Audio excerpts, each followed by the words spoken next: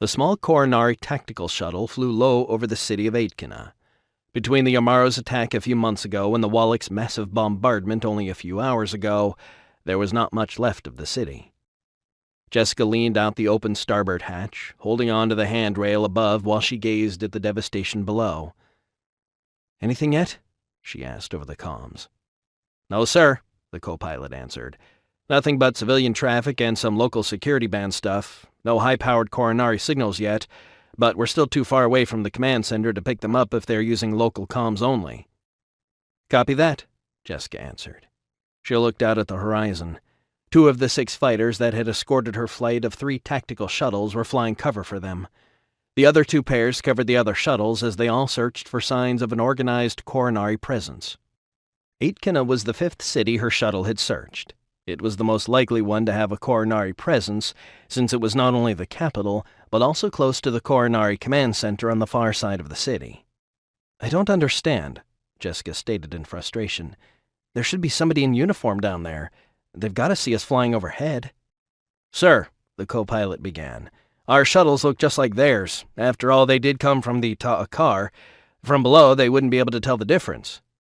"But you're squawking coronary ID codes, right?" "If by squawking you mean transmitting, then yes, we are. But if they do not have working comms, they will not hear us. If you had just gotten the hell bombed out of you, you would be lying low as well." "How long until we get in comm range of coronary command?" 2 minutes, sir." Jessica continued to scan the city below.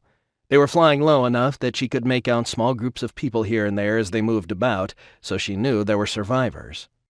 Although the Wallach had been able to bombard the surface of Coronair from orbit for over half an hour, there was no way she could exterminate the entire population in such a short time, not without using nukes, and if Tug were right, and the Ta'akar intended to colonize this world for themselves, nuclear strikes against the surface would be unlikely.